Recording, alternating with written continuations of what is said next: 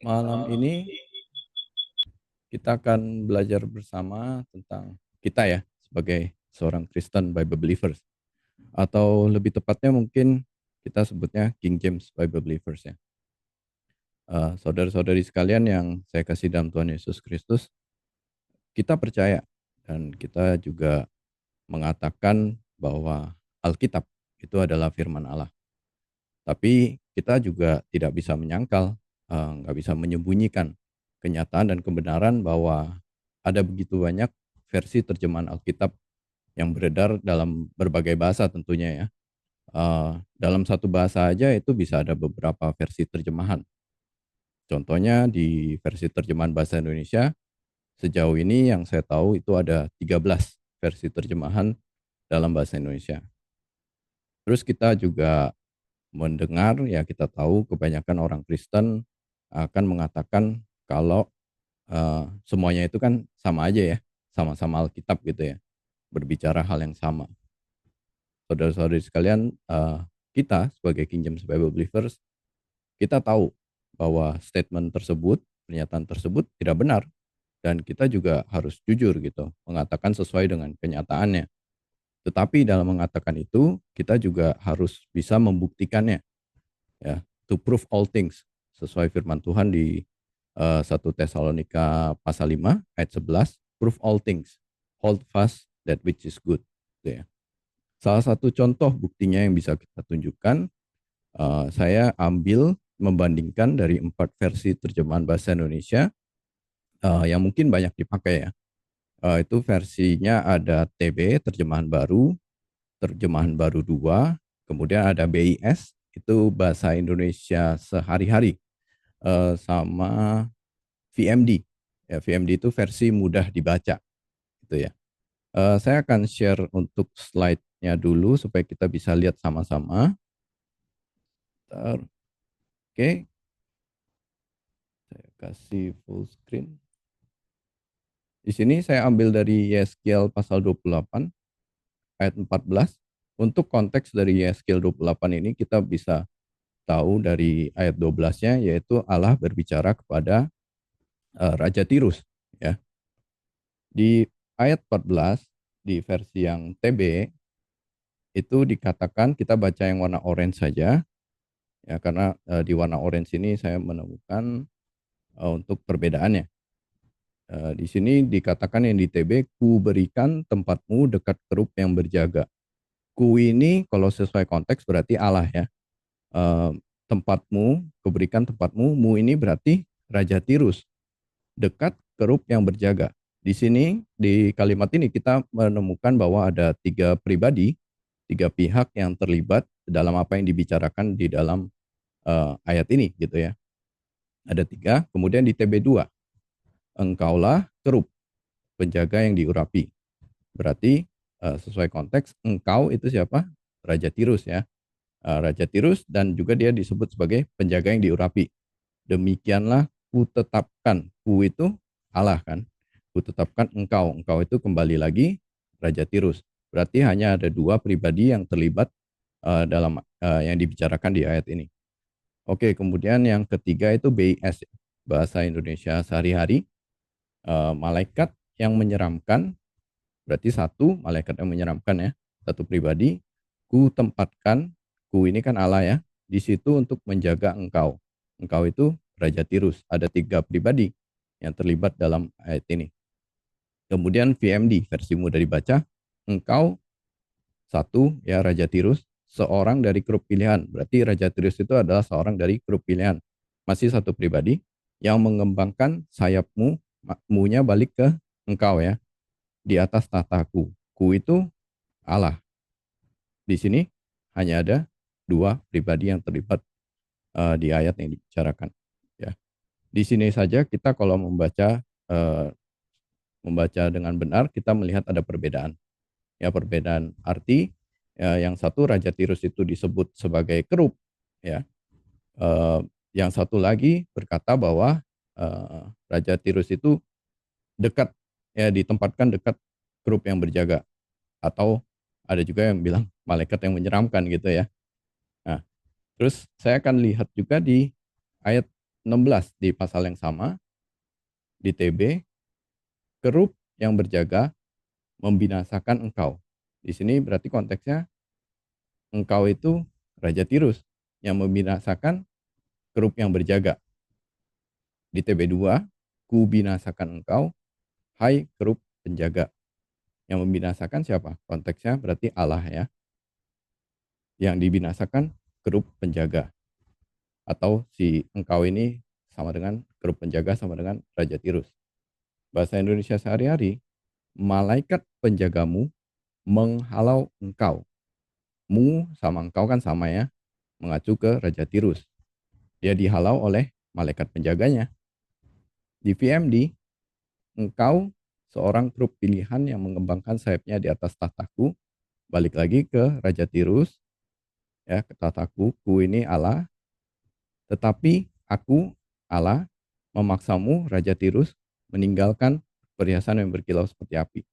Di sini jelas ya, yang satu mengatakan ada yang dibinasakan, ada yang membinasakan. Sama dengan di TB2 juga, ada yang dibinasakan, ada yang membinasakan. Di BIS, Bahasa Indonesia sehari-hari, tidak ada yang dibinasakan. Cuman ada yang dihalau dan ada yang menghalau. Di VMD, oke lah. Kalau mau dikatakan memaksamu meninggalkan ya sama aja kayak misalnya menghalau. Oke, tapi kan tetap beda. Karena yang di BIS, yang menghalau siapa? Malaikat penjaga. Yang dihalau, Raja Tirus. Di VMD, yang tanda kutip menghalau, itu siapa? Allah, aku memaksamu meninggalkan. Jadi di sini sangat jelas ya kita dapat melihat bahwa ada perbedaan yang kita em, nggak bisa kita pungkiri gitu. Kita nggak bisa menyangkal itu, menyembunyikan ini gitu. Contoh bukti yang kita lihat tadi itu hanya dari yang versi terjemahan bahasa Indonesia. Belum lagi dari bahasa Inggris. Ada begitu banyak tempat dalam Alkitab tersebut ya, yang versi terjemahan tersebut yang berbeda dan bukan hanya saja berbeda. Ada kata-kata yang berubah ya, ada yang dikurangi, ada yang ditambahi. Ya jadi ada misalnya versi A ada kata ini, di versi B nggak ada kata ini, di versi C ada kata ini dikurangin, ditambahin segala macam dirubah ya. Jika kita membacanya ya jadi kalau ada orang yang baca Alkitab terus dia bandingin dengan versi-versi lain gitu ya. Kadang kan kalau eh, apa untuk saudara-saudari kita yang orang Kristen kan ada yang baca Alkitab benar-benar baca gitu. Dia punya hati yang tulus gitu baca Alkitab, terus dia pasti akan compare dengan versi lain gitu kan. Um, Tentu membingungkan dan akan muncul pertanyaan yang mana yang benar. Jadi yang mana yang saya harus ikut? Karena jelas ada perbedaannya. Dan kenapa sih hal ini penting gitu? Kenapa penting gitu? Kan ada orang bilang nggak penting lah. Kan yang penting saya percaya Tuhan Yesus. Yang penting saya percaya Alkitab firman Tuhan gitu kan ya. Kenapa penting? Karena satu titik perbedaan saja itu sudah menghasilkan makna yang berbeda dan memberikan pengertian yang beda kepada kita sebagai seorang Kristen. Ya Tuhan Yesus sendiri mengatakan di Matius pasal 4 ayat 4, ya, di Lukas ayat paralelnya itu di Lukas pasal 4 ayat 4. Saya akan share lagi untuk screen-nya. Just in case kalau saudara-saudari sekalian nggak punya Alkitab gitu ya, atau nggak ada Alkitab yang tersedia. Oke, ini saya sudah masukkan di slide-nya. Ya. Saya akan baca, ya Tuhan Yesus mengatakan bahwa kita butuh every word, setiap firman atau setiap firman yang keluar dari mulut Allah.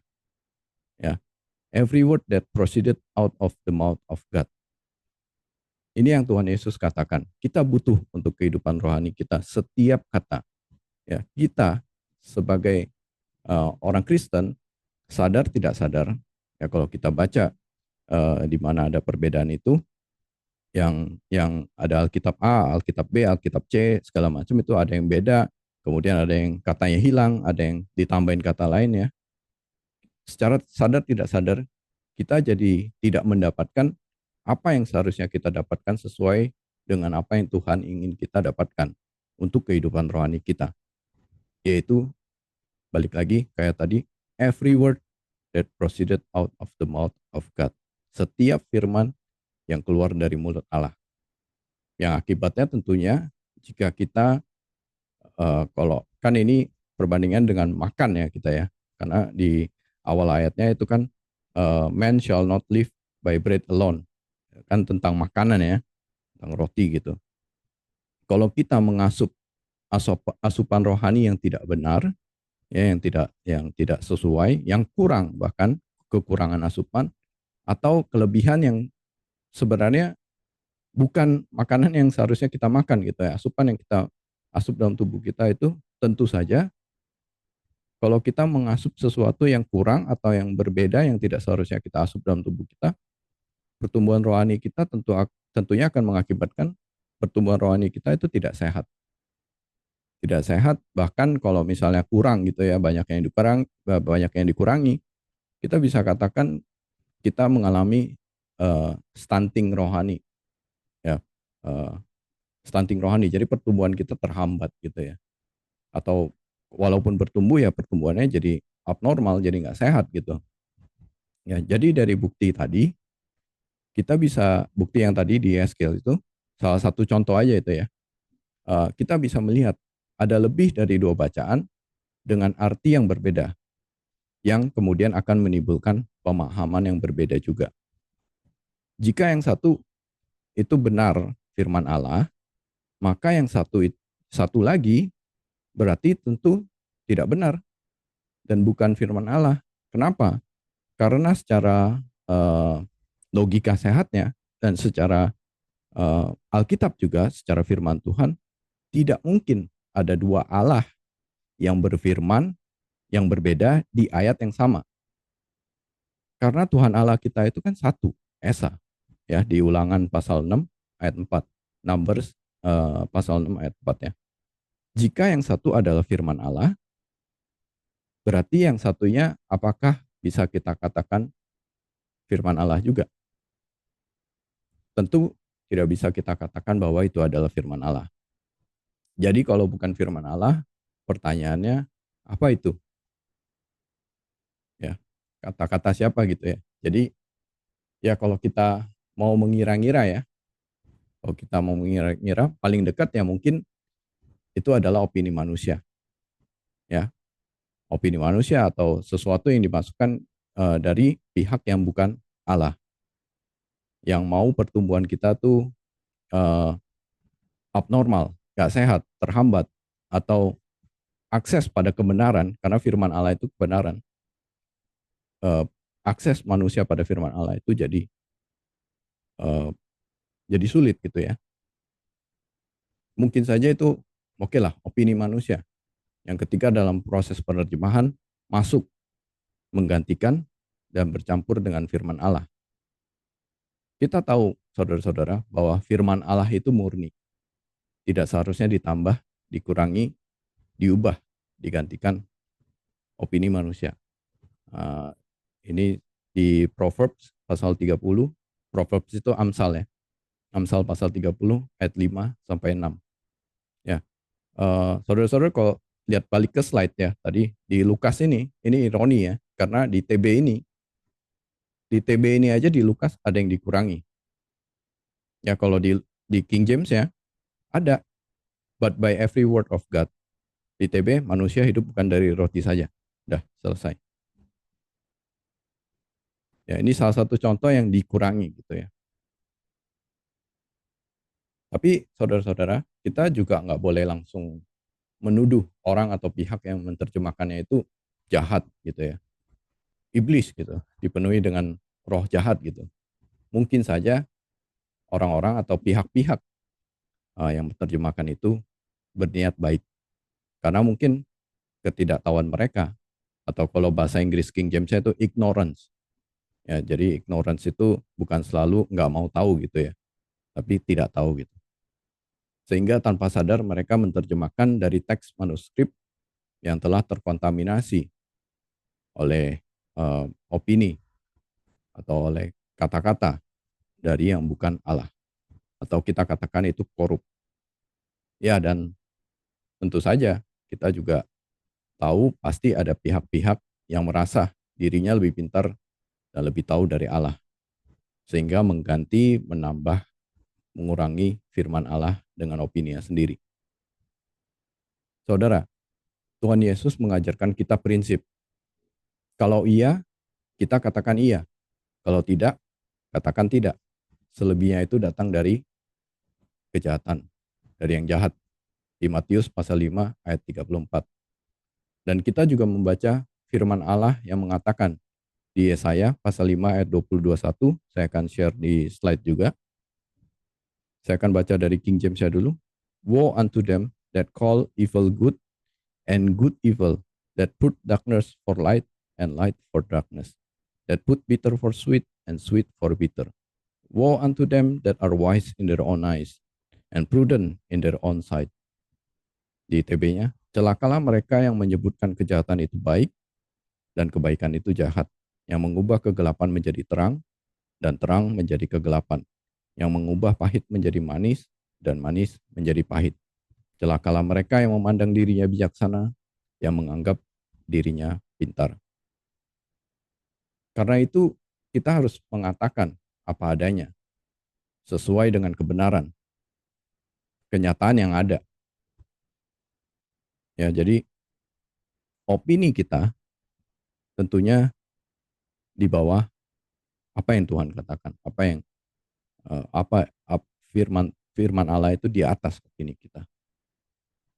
Ya, mungkin terkadang kita takut ya, atau mungkin kita enggan untuk mengatakan kebenaran ini karena kita takut dibilang mengkoreksi, menyerang firman Allah. Ya, kamu mengoreksi firman Allah, nggak benar nih. Ya, kamu apa maksudnya kamu bilang begitu gitu ya. Saudara, saya mengajak kita melihat bersama firman Allah yang saya ambil dari 2 Timotius pasal 3 ayat 16. Saya sediakan di slide juga. Saya baca di King James dulu. All scripture is given by inspiration of God and is profitable for doctrine, for reproof, for correction, for instruction in righteousness. Segala tulisan yang diilhamkan Allah memang bermanfaat untuk mengajar, untuk menyatakan kesalahan, untuk memperbaiki kelakuan, dan untuk mendidik orang dalam kebenaran. Saya baca lagi dari King James ya. All, semua, ya segala. Scripture itu kalau diterjemahkan secara literal adalah tulisan. Ada yang kalau di bahasa Indonesia ada yang menerjemahkan sebagai kitab suci.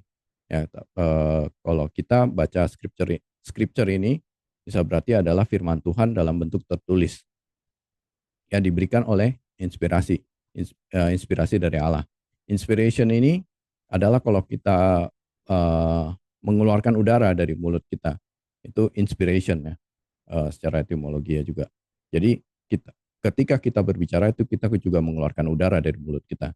Jadi ini apa yang keluar dari mulut Allah. Kalau menyambung Matius pasal 4 ayat 4 tadi dan Lukas pasal 4 ayat 4 tadi. Dan perhatikan kata for correction, untuk mengoreksi. Ya kalau di TB-nya memperbaiki kelakuan. Saya nggak tahu kelakuan ini datang dari mana gitu. Ya jadi kalau ditambahin kelakuan berarti hanya kelakuan yang diperbaiki, yang dikoreksi.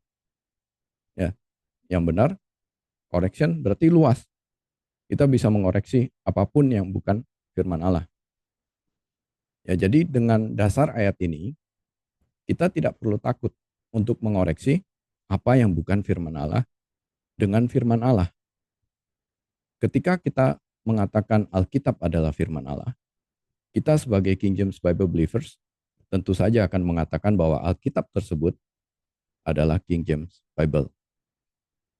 Memang kita harus mengakui juga bahwa di firman Allah sendiri, ya di Alkitab manapun itu ya, termasuk di King James Bible, tidak ada yang menyebutkan bahwa King James Bible adalah satu-satunya Alkitab yang adalah 100% firman Allah.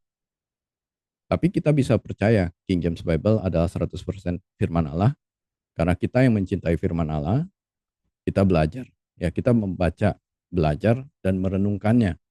Dan kita juga akan menemukan firman Allah yang mengatakan bahwa Tuhan Allah sendiri yang akan menjaga, memelihara, melestarikan firman-Nya untuk selamanya.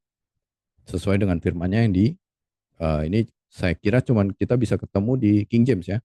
Di Psalms, ya Psalms itu Mazmur pasal 12 ayat 6 sampai 7. Ya ini saya yakin saudara-saudari sekalian udah familiar dengan ini ya. Ya, yang berarti Allah tuh mampu untuk menjaga, melestarikan ya. Kemudian menyediakan firman-Nya yang murni, yang tidak bercampur dengan yang bukan firman Allah atau opini manusia gitu ya.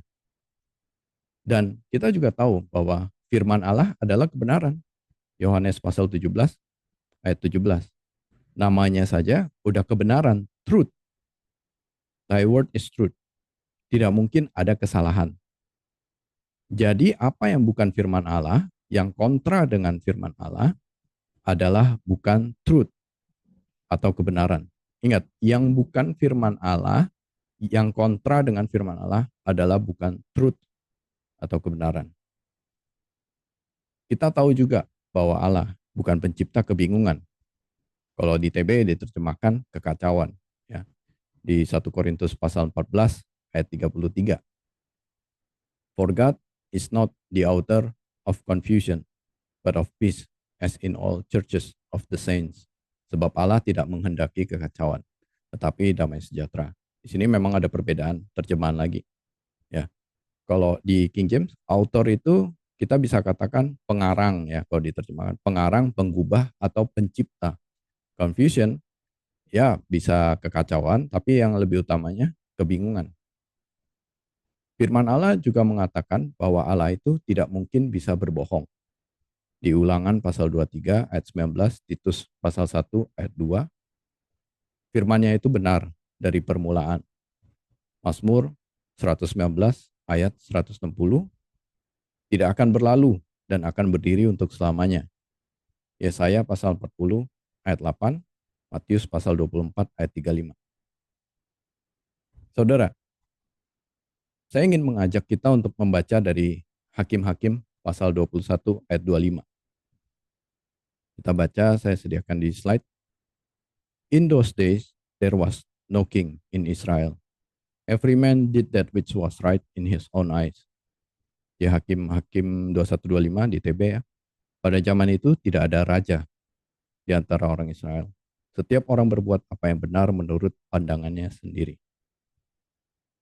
Saudara sekalian, tanpa adanya otoritas, tentu akan timbul kekacauan. Semua orang hidup sesuai apa yang dianggap benar di mata masing-masing. Prinsip ini tentunya juga dapat kita terapkan dalam konteks pembahasan kita tadi. Yaitu di antara begitu banyak Alkitab yang berbeda-beda, harus ada satu Alkitab yang menjadi raja, otoritas tertinggi yang mengatur, yang menjadi acuan yang benar, sebuah kebenaran absolut, sehingga tidak muncul kekacauan. Karena hanya kebenaran absolut yang bisa mengatakan, mengatur apa yang benar dan apa yang salah. Dari katanya sendiri, kebenaran absolut. Itu berarti kebenaran yang selalu benar setiap saat. Jadi tidak ada keraguan. Ya. Seperti di Yohanes pasal 17 ayat 17 tadi, Thy word is truth. Firman-Mu adalah kebenaran. Ya, jadi kebenaran absolut kan tidak mungkin salah ya. Jadi kalau berbeda ya, kalau memang salah gitu, ya salah gitu. Jadi kita bisa yakin firman Allah itu harus benar gitu ya. Jadi kalau Anda membaca Alkitab, kitab versi manapun kecuali King James ya, dan menemukan kok beda gitu ya, kita bisa pastikan bahwa itu salah karena itu bukan firman Allah. Ya, mungkin ada yang mengatakan ya itu terjemahan yang salah. Satu titik kesalahan saja berarti tidak menutup kemungkinan ada kesalahan yang lain. Karena kebenaran absolut, kata absolut itu sendiri menuntut 100% benar setiap saat. Saya yakin saudara-saudari sekalian, King James Bible Believers, sudah cukup cakap dan familiar ya dengan apa yang saya sampaikan tadi. Tapi sampai sini saya juga ingin kita saling mengingatkan untuk membalance, menyeimbangkan pembelajaran pengetahuan kita tentang kebenaran. Karena di Proverbs pasal 11 ayat 11 ya di Amsal ya, di King James ya. False balance is abomination to the Lord, but a just weight is his delight. Ya, kalau di TB, neraca serong adalah kekejian bagi Tuhan, tetapi ia berkenan akan batu timbangan yang tepat. Di Proverbs 20 ayat 23, diverse weight, diverse weights are an abomination unto the Lord, and a false balance is not good. Dua macam batu timbangan adalah kekejian bagi Tuhan, dan neraca serong itu tidak baik. Ya, kita yakin dan kita percaya kita punya Alkitab yang adalah 100% firman Allah, murni, tanpa terkontaminasi opini manusia, yang merupakan terjemahan yang sempurna dalam bahasa Inggris. Diinspirasikan oleh Roh Kudus tanpa ada kesalahan sama sekali. Di King James Bible. Ya, kita juga harus berbicara atau mengatakan apa yang benar. Tapi ingat, di dalam kasih. Supaya kita bisa bertumbuh dalam segala hal di dalam Kristus. Di Efesus pasal 4 ayat 15, ya, yang kita pakai dalam standing banner, ya, dalam standing banner di gereja kita GBA Galilea. Ya, but speaking the truth in love may grow up into him in all things, which is the head, even Christ, from whom the whole body fitly joined together and compacted by that which every joint supplied, according to the effectual working in the measure of every part, make it increase of the body unto the edifying of itself in love. Ya, kalau di TB-nya, ini juga ada perbedaan lagi, sekali lagi ya, tetapi dengan teguh berpegang kepada kebenaran. Tentunya teguh berpegang dengan speaking atau berbicara atau mengatakan, itu kan beda ya. Ini kalau saudara-saudara mau kasih catatan, perbedaan-perbedaan tadi, ya, teguh berpegang atau berbicara pada kebenaran di dalam kasih, kita bertumbuh di dalam segala hal ke arah Dia, Kristus yang adalah kepala. Daripadanya lah seluruh tubuh yang rapi tersusun dan diikat menjadi satu oleh pelayanan semua bagiannya sesuai dengan kadar pekerjaan tiap-tiap anggota, menerima pertumbuhannya dan membangun dirinya dalam kasih. Dalam kasih. Ya, jadi kita harus ingat ada kasih gitu. Tentu kita juga harus ingat tugas utama kita sebagai orang Kristen adalah untuk memberitakan Injil Kristus, untuk memenangkan jiwa pada Kristus. Doktrin ya, atau discipleship itu didahului tentunya oleh penginjilan atau keselamatan. Kita juga harus ingat firman Tuhan 2 Timotius pasal 3:16 tadi tentunya juga berlaku untuk bagian dari Alkitab terjemahan lain yang setuju, yang sesuai dengan King James Bible. Jadi kalau kita mau konsisten dengan ayat tersebut, kita harus mengatakan bahwa itu juga adalah firman Tuhan, bagian yang setuju dan sesuai dengan King James Bible yang kita percaya sebagai 100% firman Tuhan. Jadi kalau ada yang mengatakan, oh, orang yang membaca atau diinjili dari Alkitab versi lain, itu tidak bisa diselamatkan. Ya. Sedangkan di versi Alkitab lain yang dipakai, yang dibaca itu untuk penginjilan gitu, Injil keselamatan, Injil Kristus masih utuh. Pertanyaannya, apakah orang yang mengatakan demikian itu sudah konsisten dengan firman tadi di 2 Timotius pasal 3 ayat 16. Kita tidak membuang seluruhnya. Ingat kata all scriptures. Semua. Jadi saudara, kita bisa memberitakan Injil Kristus dari Alkitab versi lain yang mungkin nggak sempurna. Tetapi Injil keselamatan, Injil Kristus masih ada, utuh di dalamnya. Kita juga masih bisa mengajar, berkhotbah, menggunakan Alkitab versi lain dari bagian yang setuju dengan King James Bible, dengan catatan kita berpegang untuk mengoreksi bagian yang salah dengan King James Bible sebagai acuan, sebagai otoritas final, sebagai otoritas tertinggi. Dan saudara, kita punya firman Allah. Ya, kita mengatakan kita punya firman Allah, King James Bible ya, 100% firman Allah. Dan apakah saudara sekalian menyadari bahwa di dalam dunia roh, yang menurut firman Allah itu sendiri adalah pedang yang Allah berikan kepada kita, senjata yang diberikan Allah kepada kita. Efesus pasal 6 ayat 17. Bukan untuk berperang melawan darah dan daging. Bukan untuk menghancurkan orang lain, apalagi saudara seiman kita. Oleh karena itu kita harus berhati-hati dalam membawa dan menggunakan pedang itu. Jadi nggak asal main-main dengan pedang itu kayak anak kecil ya, dikasih mainan gitu. Dengan sembarangan, dengan asal mengayunkan, menghunuskan pedang itu. Bahkan ke saudara seiman. Makanya eh, ada waktu itu Pastor Mike Fitch ya, waktu saya email dengan dia, waktu dulu mau menerjemahkan King James ke bahasa Indonesia, Pastor Mike Fitch mengatakan bahwa with fear and trembling, handle the words of God with fear and trembling. Kita belajar bukan untuk menjadi terlihat berpengetahuan, pinter gitu ya, membuat orang kagum dengan kita, tapi kita belajar supaya kita juga bisa memberitahu, mengajar saudara-saudari kita yang lain, agar mereka juga dapat yakin dan percaya dan mencintai Tuhan dan firman-Nya. Mereka juga dapat yakin dan percaya kalau mereka bisa punya akses. Dan di dunia ini itu ada yang 100% firman Allah. Dan mereka juga dapat bertumbuh dalam Kristus dalam segala hal. Tentunya kita juga harus mengaplikasikan apa yang kita baca pada 1 Korintus pasal 13.